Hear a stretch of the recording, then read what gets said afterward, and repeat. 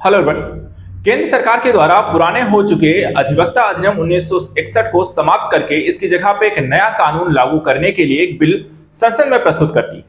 इस बिल का नाम है एडवोकेट अमेंडमेंट बिल 2025।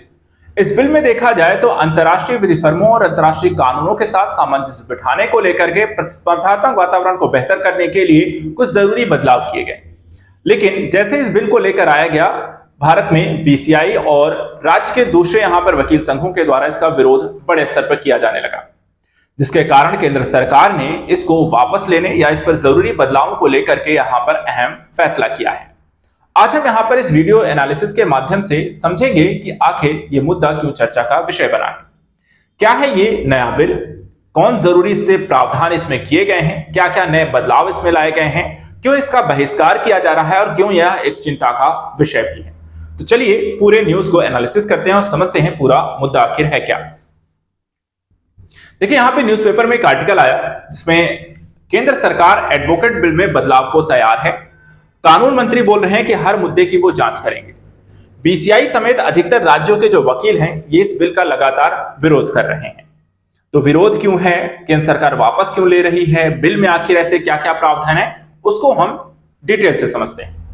सबसे पहले देखें तो जो कहा गया है, जो यहां पे अभी चर्चा का विषय है कि जो एडवोकेट अमेंडमेंट बिल 2025 है, जिसको लेकर के देश भर में यहां पर बड़े स्तर पर विरोध हुआ है और केंद्र सरकार पे एक दबाव बना और उस दबाव के कारण केंद्र ने बिल में बदलाव करने का फैसला किया है। ये डिसीजन देखा जाए तो यहां पे कानून मंत्रालय के द्वारा शनिवार 22 फरवरी को यहां पर एक बयान जारी करके कहा गया है और वकीलों की आपत्तियों के मद्देनजर बिल में बदलाव करने की भी बात कही गई है इसी बयान में। अगर हम देखें तो यहाँ पे जो कानून मंत्री हैं इस समय केंद्र सरकार में अर्जुन राम मेघवाल, उन्होंने ये भी आश्वासन दिया है कि अंतिम रूप देने से पहले इस बिल के सभी मुद्दों की अच्छी तरह से जांच की जाएगी और जरूरी कदम भी उठाए जाएंगे। उन्होंने ये भी कहा है कि सरकार ऐसा कोई प्रावधान नहीं करेगी जिससे कानूनी पेशे की आजादी और गरिमा को यहाँ पर कमजोर किया जाए। तो ये तो बात हो गई कि चलिए विरोध हुआ तो आपने इसे कहा कि हम इसे बदलाव करेंगे, इस पर चर्चा करेंगे। लेकिन जो बिल में वर्तमान समय का जो बिल प्रस्तुत किया गया है, जो संसद में लाया गया है, उसमें जो ड्राफ्ट तैयार किया है, जो मसौदा यहाँ पर है, इसमें आखिर प्रावधान क्या है वो समझिएगा।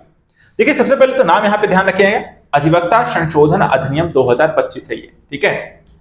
और ये क्यों लाया जा रहा है, क्योंकि जो पहले का कानून है भारत का वो अधिवक्ता अधिनियम 1961 है, जो बहुत साल पुराना है, ठीक है।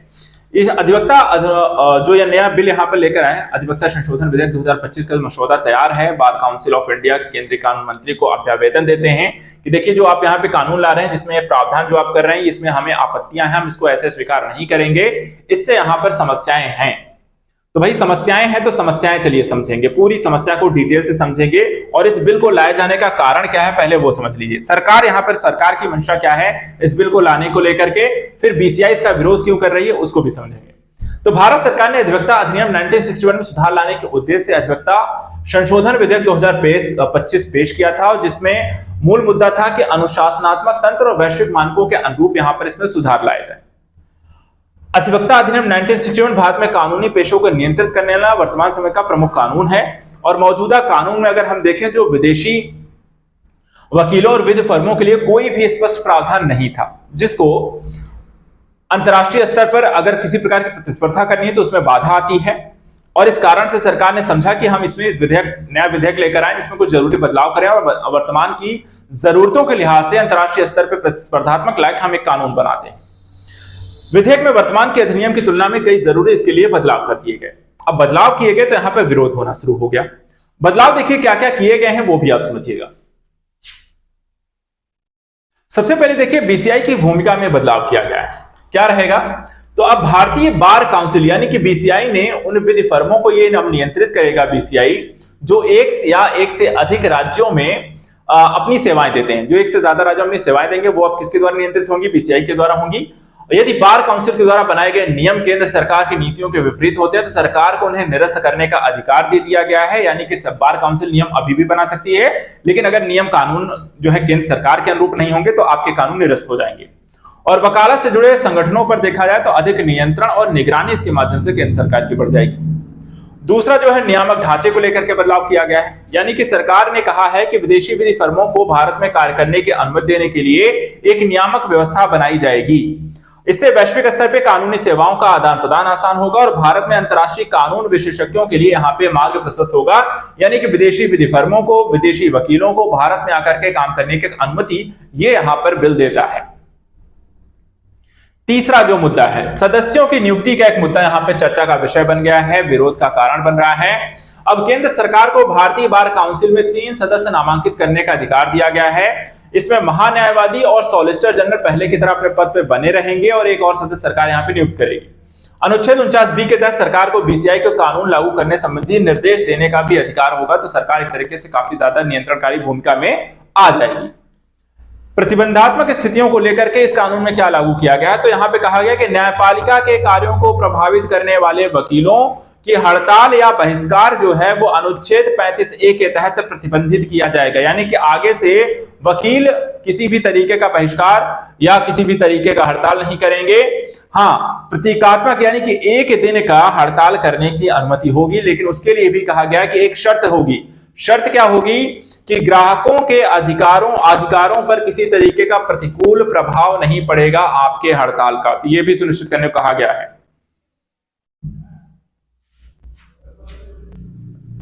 इसके बाद पंजीकरण को लेकर के देखिए।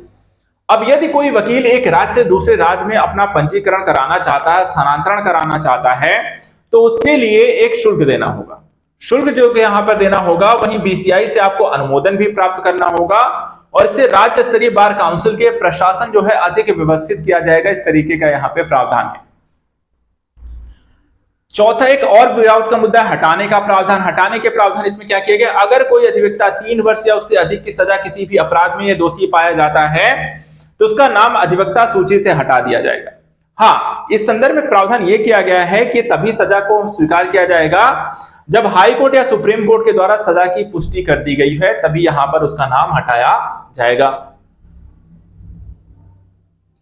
इसके बाद विस्तार का यहां पर देखा जाए तो अब विधि स्नातक को लेकर के कहा गया है कि जो लॉ की डिग्री होगी या लॉ ग्रेजुएट होगी, उनकी परिभाषा क्या होगी। उन्हीं छात्रों को इसमें शामिल किया गया है जिन्हें बीसीआई के द्वारा मान्यता प्राप्त संस्थानों से एलएलबी की डिग्री प्राप्त की हो और कानूनी पेशेवर की परिभाषा का विस्तार करके उसमें कॉर्पोरेट वकीलों और विदेशी विधि फर्मों के लोगों को भी इसमें शामिल कर दिया गया है। तो एक तरीके से परिभाषागत स्थिति को चेंज किया गया है।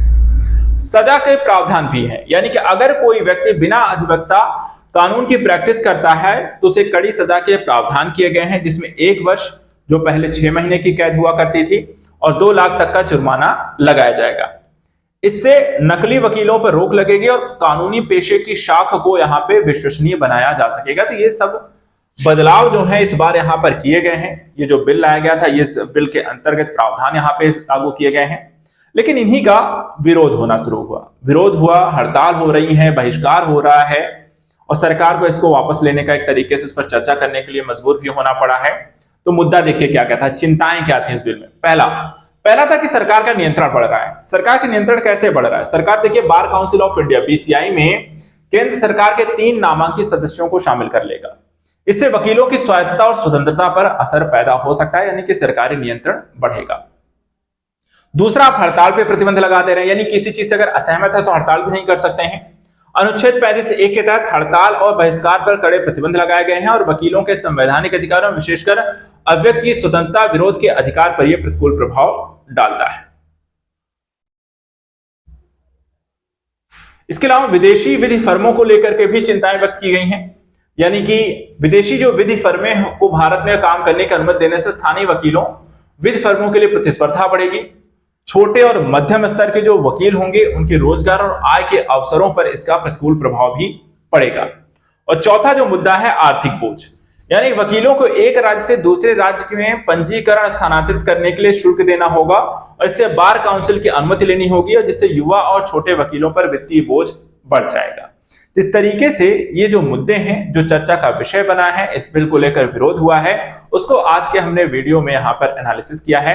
आई होप यहाँ पर आपने इसे बेहतर तरीके से समझा होगा। आज के न्यूज एनालिसिस में इतना ही। ऐसे ही डेली बेसिस के लिए आप हमारे साथ लगातार जुड़े रहें। Thank you so much and good luck.